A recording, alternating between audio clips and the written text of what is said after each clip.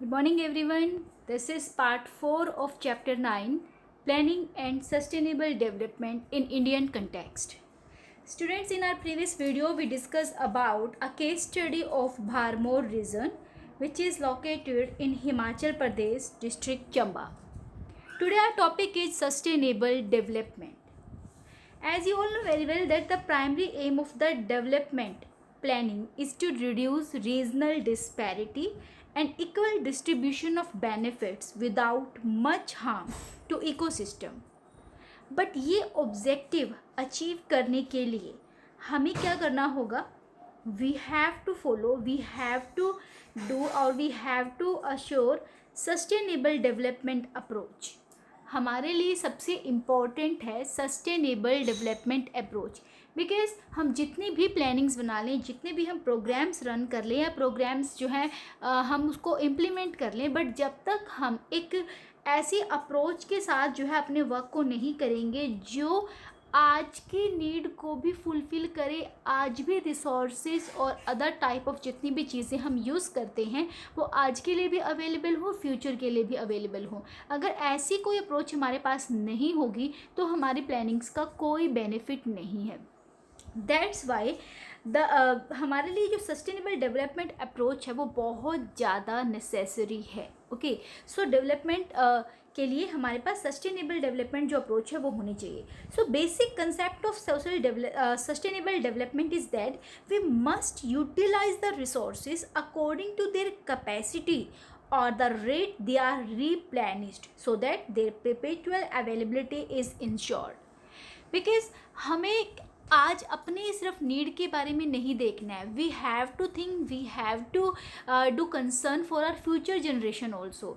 That's why जो हमें अपने रिसोर्सेज का यूज़ करना है वो इस टाइप से यूज़ करना है कि आज भी हम उनको यूज़ करें और हमारी फ्यूचर जनरेशन भी उनको यूज़ कर सके.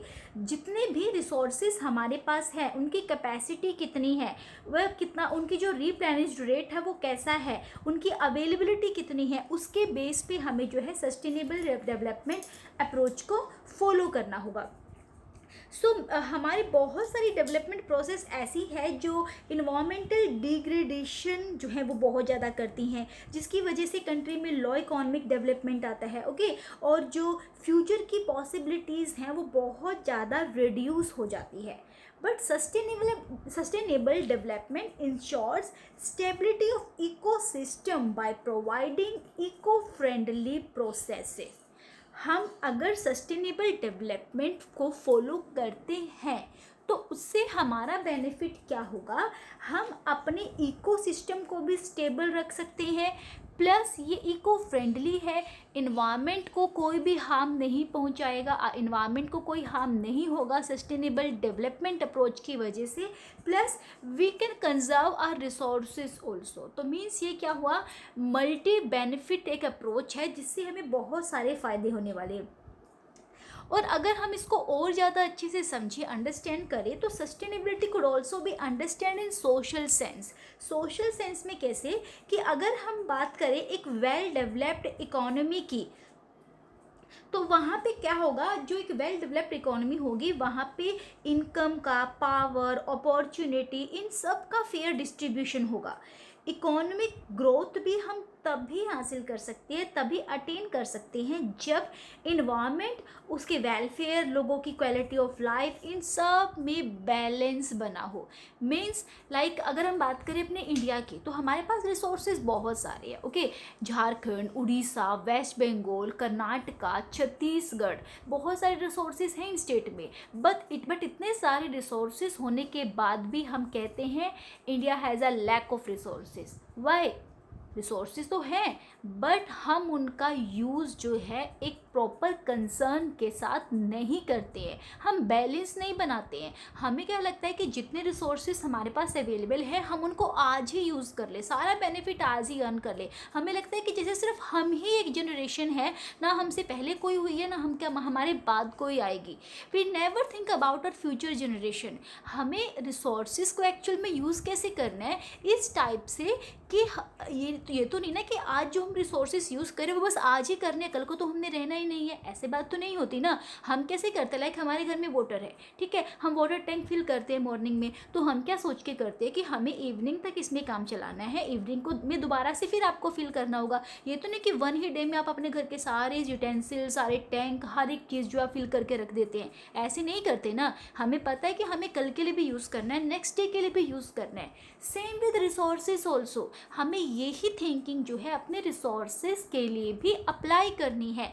We have to use sustainability, हमें एक बैलेंस बना के रखना है, चाहे वो एनवायरनमेंट की क्वालिटी हो, quality of life of the people हो, वेलफेयर हो, हर एक जगह पे। इनफैक्ट इट इज़ अगर हम बात करें सस्टेनेबल डेवलपमेंट की, so it is people oriented and nature oriented and also a development concept, जहाँ पे social justice, welfare, quality of life, environmental protection, ये सब चीज़ें विद द इकोनॉमिक ग्रोथ, सब चीज़ें एक साथ चलती हैं, सब में बैलेंस बना के चलता है। सस्टेनेबल डेवलपमेंट प्रोसेस अगर हम फॉलो करते हैं तो हम अपने इन्वायरमेंट को भी प्रोटेक्ट कर सकते हैं, हम अपनी सोशल लाइफ को भी प्रोटेक्ट कर सकते हैं, social justice, quality of life, ये सारी चीज़ें जो है हम इनको अटेन कर सकते हैं। So at the same time needs and aspiration of the local people and their capabilities are taken into consideration in the development planning.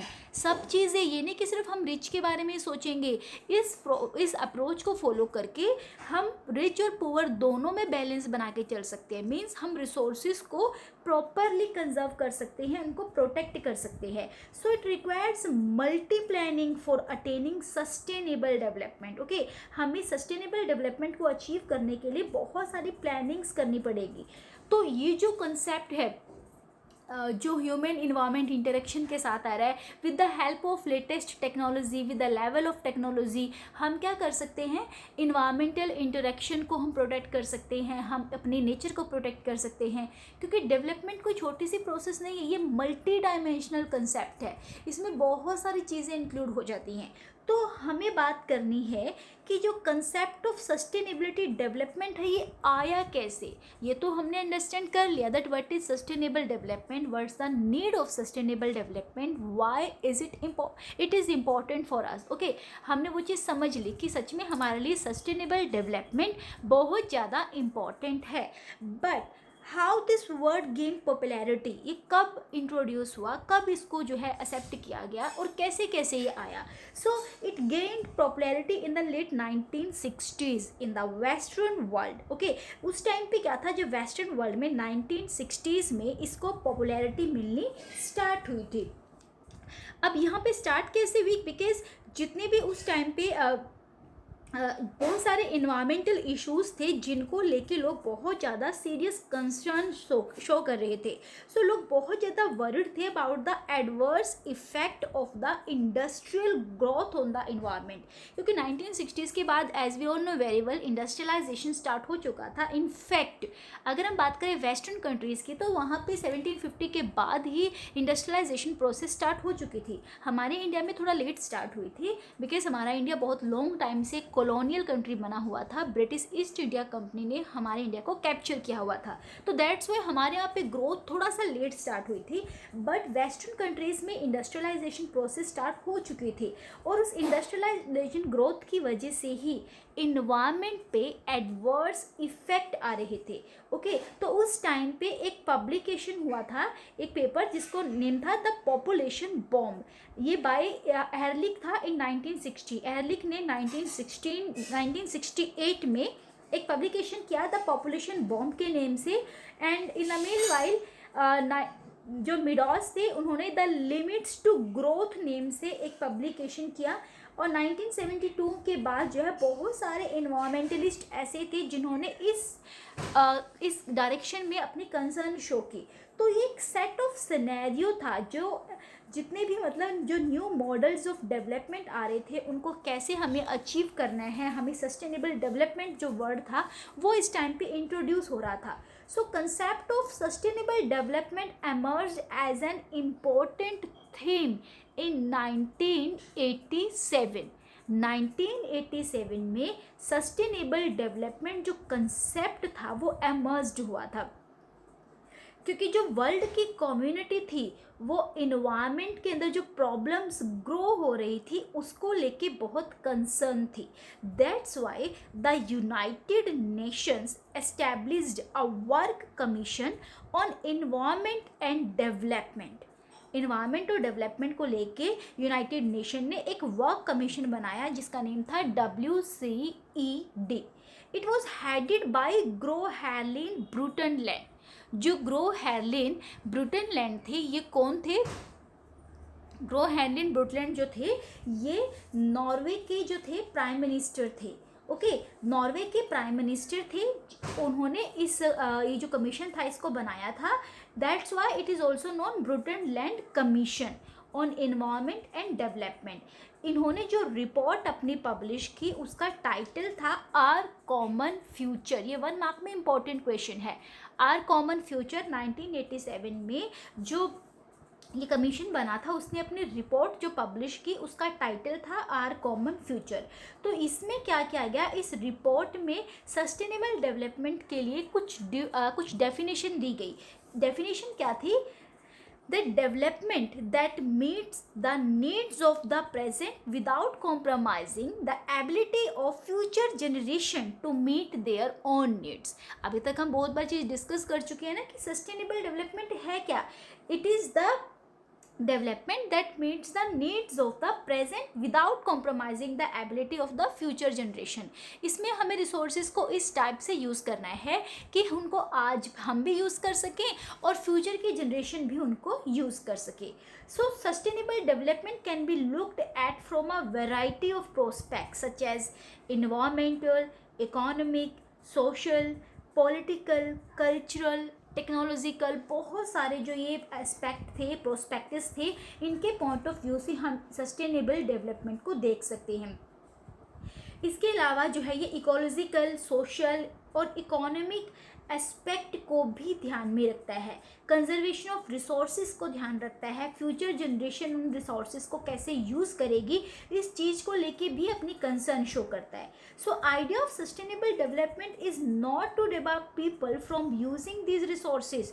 ये सिर्फ ये नहीं कहते कि आप रिसोर्सेज का यूज़ करना बंद कर दो.